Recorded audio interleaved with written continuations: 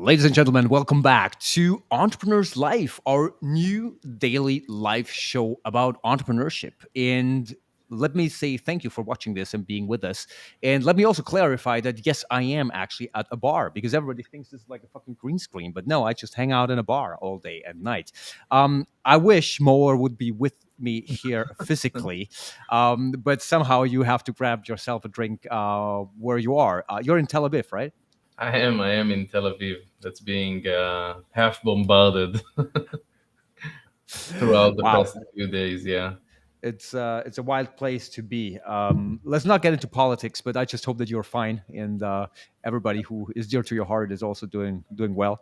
And let me say thank you for showing up for Entrepreneurs Life here today. So, in case you're watching this and haven't realized, this is Maor Benaim, also known by some as the Wolf, at least in the media buying and marketing circles. But let's wind it back a little bit. And Maor, you have built quite a number of ventures. You own fitness temples for the girls, maybe. You are mostly active in the world of marketing, right? Running your own agency and beyond. Share a little bit about your first venture that you ever did. Wow. The first venture, I think it was the agency. I opened it up. I think it was 10, more than 10. I don't know, 10 years ago, something like that. 8 or 10, yeah, something like that. So I worked at a digital marketing agency for exactly a year, like 365 days on point. It was all planned. That's at least what I like to say and tell people. And then I opened up my own agency, and I actually kind of like opened it up during when I worked at that place. And that's a tip that I like giving people that are doing that transition between working for someone into entrepreneurship. Um, that's something I'm really focused on when it comes to helping people. But also, I don't want to come out like I'm an angel. It also really,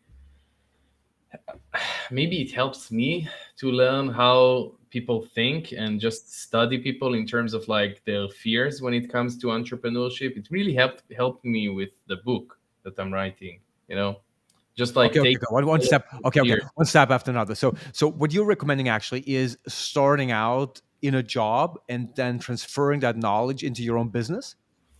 So I think there is a few angles to it. So I think the first one would be, if you want to open up your own operational project or whatever, then make sure that you go and work at a place Mm, that is doing whatever you want to do, and then study it in terms of the mistakes that they're making, the stuff that that you're not going to do when you're going to open up and venture out. right. That's the first thing. And the second thing is, yeah, in terms of stability, I don't think 95% of people, they don't have the financial stability to just, quit their job and then go and open up something else. So I think that it's kind of like, fade in, fade out mixer type of thing, when you kind of like want to make sure that you do kind of like a proof of concept, you get a few clients in, you want to study, you want to get like a stability, and then when it becomes too much or becomes your primary source of income, then you can switch. Because I think that the main, like, there is a few things that people are afraid of when they're doing that transition into entrepreneurship. So the first one would be their boss or colleagues finding out that they're doing something, in the world of what they're doing that might Right. be overlapping. Maybe they're in breach of a contract or something like that. And the second thing is, just how stable is it? Because there is the illusion when you're working for someone that you're stable, you're safe, you have a fixed income, there is a certain date in a month that you're going to get your paycheck, the salary is very steady, you can create yourself like a balance sheet and make sure that you're doing everything right in terms of the income. But it's of course it's completely fake, because we all know that it's basically putting all of your eggs in one basket. That person can wake up one day, or the company can get into trouble and they kick you out on the same day. I've had people that had the worst luck in their life. They worked at companies that are IPO, they're being traded on the Nasdaq, and they just decided to close down the Israeli office or something like that, regardless of how good of an employee they were. So um, I personally really like stability, and this is something that I really aspire to, and this is why I branched out into stuff that I didn't think that I'm gonna be, doing. I find this very interesting. So you are saying that actually entrepreneurship is the more stable route than being employed in a job? I honestly believe it is because okay, let's just and I can do that. I can probably I know that we have a limited time, but I can probably talk about it for like a day. Like when we were in Dubai, we started talking for like hours and stuff. But I honestly think that if you take any category, and there are categories that are not as popular when it comes to conversations between people who are entrepreneurs or just like friends. Like for example, let's talk about mental health. Lots of people find it very hard, kind of like the new type of labor, the new type of like being imprisoned, the new type of being closed down, selling your time for basically money. You have to wake up in the morning, you're in work jail, you know what I mean? So you have to wake up, you have to get to the office or show up even digitally on time. There is a certain percentage of hours that you have to fill. You have to be nice to your colleagues. You have to be, you cannot take any day that you want off. You cannot decide that you're working nights and you're sleeping through the days. So you're confined to a very specific, not a guideline, but like a set of rules where that place of employment tells you to do. So that in itself is very constraining, and also so for people like me, and I'm sure that there are a lot, when these people start working at the company, it's like they feel very sad, they feel depressed because they feel like they've sold their time. Someone owns them, they have a boss, they have someone that's controlling a big portion of their life. And another part to it is parenting. You're a dad, so you know how it is. I've had like friends that tell me, "Oh my God, kids are like the best," but the saddest thing is that I come back to them every night and they're asleep. So I get to see them weekends and I get to see them in the mornings, and that's it, which is devastating, dude. Like we talk about mental health, and it's such a big deal in this industry. Like the digital marketing industry is full of adrenaline, so it's like roller coasters. There are ups and downs. You launch a campaign, whether it's like a client that you have or an affiliate offer that you're running, you're making money. The same day you're starting to think and dream about Jason Akative's yachts, about the mansion that you're gonna buy, about the Lamborghinis and the freedom that you're gonna have, you and your family. And the next day, the offer goes to shit, or the client leaves you, and you're like back to cutting cucumbers and onions at the kitchen to save $20 on a meal. So it's like it's ups and downs that I've seen throughout the 13, almost 14 years in the industry. I've seen some people that lose it, that Of they course. completely Of lose course. it. That's true. But I still find it interesting that you say, with all the ups and downs of entrepreneurship, it might still be the more stable option. But I guess it's really how you build it, right? A lot of entrepreneurs are delusionary, I guess, about the fact that nothing will turn out the way they plan it to be, right? Mhm. And then there is people who go all in and they risk it all. And there's other people who are more, well, careful, I guess, in their approach. And I'm not saying one is better than the other, but what I did hear from you is that you like to be a bit more on the safe side. And then for you, it is actually more stable, more secure, and obviously full of more choices than going the corporate Yeah. job route. So okay, let me tell you two things. First of all, just like you said, this is a good disclaimer to start the conversation on this topic. It's so completely subjective. Someone Right. could feel and define stable as focusing on one thing, and another person can define it by doing 10, 10 things that are completely in different industries, different niches, different types of businesses. So for me, I don't know why, but I'm just thinking about dating one woman or 10 women. And I'm not sure if that applies there, but maybe it does. I don't think women are businesses. I understand what That's you mean. not what I said. No, That no, is no, not no. what I said. No. Okay, it came out of context, but I mean, like, I think that yeah, I understand the analogy here, but for me, if I look at the past 24 months, the two big things that I learned about myself, which were a complete game changers, because it's like, I think it's even the last 12 months. The first thing is, I always felt bad because people tended to tell me, okay, the shiny object syndrome, and focus on one thing, and stuff like that. And then on the other thing, every time I focused on one thing, I felt a void. I felt empty. I felt like, I work best when I have a time limit. I work best under pressure, and I work best when I have tens of things to do, so I have like the book that I'm writing, and I'm doing the consultations, and I'm doing the fitness center, and then I'm doing the e-com brands, and then I'm doing the agency clients, and then I'm doing Google campaigns, Facebook campaigns, and then I have some shit that I have to deal with, and then I have to go to the bank and a personal life, and then my dog is losing her hair, so I have to fix her hair. So it's like, if I do not have that range of things to do, I feel like I'm not pushing myself as much as I can, and everything is like, I'm doing it to like it comes out much better when I'm stressed, when I have lots of stuff.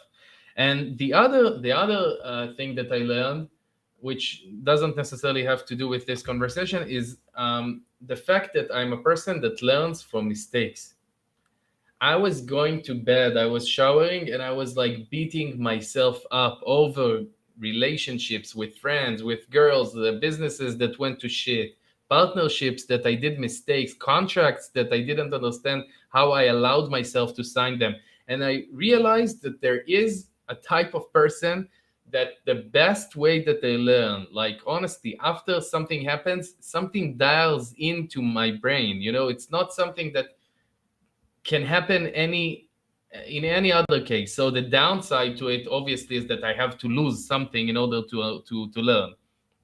The sunny side to it is that once I learn, it dials in a way that sticks, really sticks. So I changed the word mistakes into lessons when I'm telling myself the story. So the narrative completely changes. Like when I go back to that relationship with that partner, or that lawsuit, or that contract that I signed.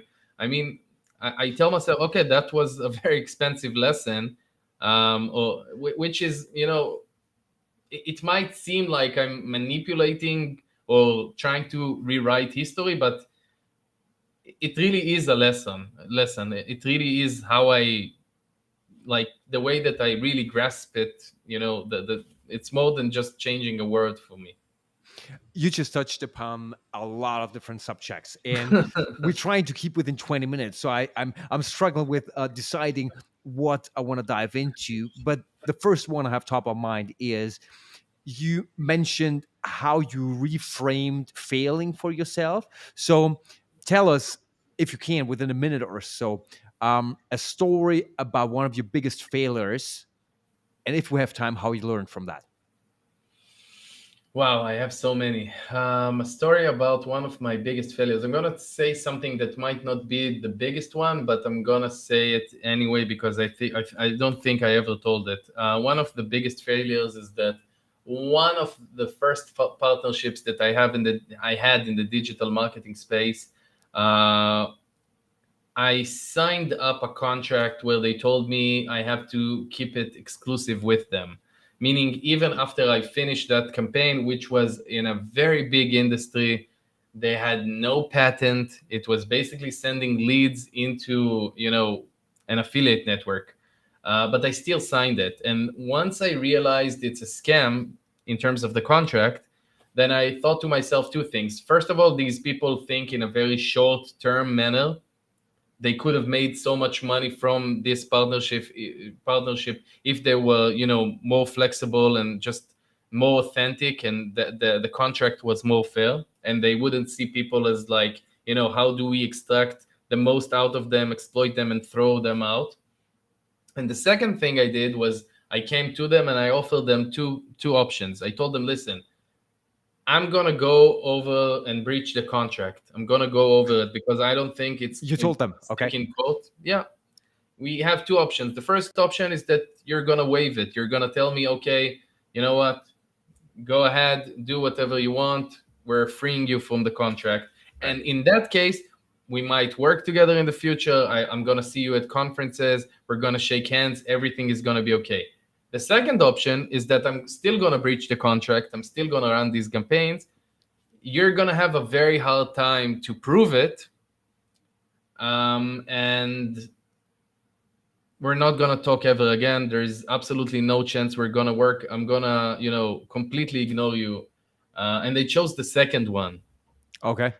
Which was weird, but I still did it. I still ran that campaign. I made money. It never went to court or something like that, but it was still a mistake signing that contract. Now, if I see something like that, it raises a lot of questions regarding the potential relationship and the partnership or the joint venture. That's very true. I'm always skeptical when in a rather new partnership, the contract seems to be the most important piece of a negotiation or like a start of a new business, right? It makes me very skeptical, but sometimes you have no other options, right? Yeah, and the other side to it, when I think about it, is that naive version of me a couple of years ago, I would have probably lost that money and business and experience that I have now from running that campaign, because I would have torpedoed that deal to begin with. So Right. there's always like, a sunny side to it and a side that you lose from. That's very, very true. I mean, personally, I must say I'm very bad at contracts, but I'm trying to improve that. I'm just coming actually from my lawyer, so it's always things to improve in your Hopefully business it's and how not you handle stuff. at another room at this bar. Well, I do like to hang out and be close with people who, well, are good to have around, right? So I might not say that I'm not drinking with lawyers. I mean, if it helps, right? But yeah, that's a good point about trust also that you're raising here. I mean, sometimes you start a business or start a contract, you work with clients and you don't really know the people, and there's nothing wrong with that, right? But especially if you enter into a longer term relationship, then obviously you want to make sure that there's a level of trust and understanding, and you are aligned, so you can actually try to not get into the situations that you just described. All Yeah, right. so I mean, like when I see people down at conferences, it's very interesting to see, like, for me, patterns really stick out. So I see how there is direct correlation between the age of the person or the number of businesses that they've gone through, and Yeah. how much they're been through stuff that they are very, very, either scared from doing new businesses, or very reluctant, or just they're very careful when it comes down to the contract. So there are people who got fucked so bad or so much that are so, their brain is right now, it's wired towards thinking, okay, how this could fuck me up, when sometimes they make up things and interpretations just to feed that part of them. So it's interesting. It's interesting seeing that. But that also brings me back to what you talked about when it comes to mental health issues, or at least challenges, right?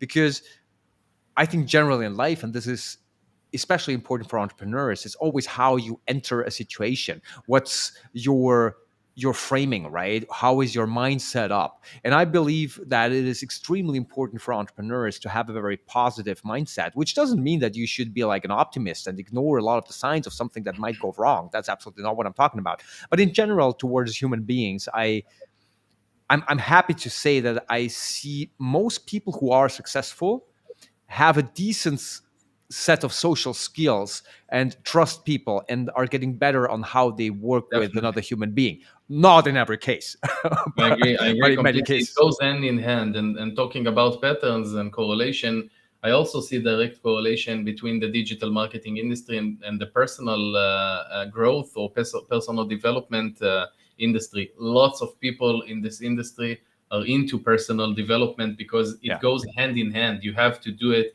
You know, it's almost like our workout. So if you're like a soccer player, you have to work out on something. So it's like, so it's that's it's true. that's that. That's the It's true. workout. A lot of entrepreneurship is about the mindsets. You better work out your mind. Hmm. Hmm. Mm. Nice. We're over time already. I don't Yeah, understand how this can fly so fast. it Um, flew pretty fast. it is. Well, that's crazy. Let's continue this conversation at one of the upcoming conferences. I guess I'm going to see you in Barcelona in July. Yes, affiliate world. Definitely, I'm gonna be there in 2 months. Perfect. Oh yeah, that's in 2 months already. All right, that's perfect. If anybody watching this, if you guys are coming to Affiliate World in July, Maor, myself, and a lot of other guests that I have here on the show are gonna be there. So Hmm. ping us. Let's meet up there. Also, of course, please follow my channels for more episodes of Entrepreneur's Life. And with that said, thank you very much, Maor. Always a Thanks big for pleasure having me. speaking with you. And thanks for touching upon a couple of very interesting points. They're gonna rewatch this episode for sure and take some good notes from it. Thank you very much, more. Thank you so much.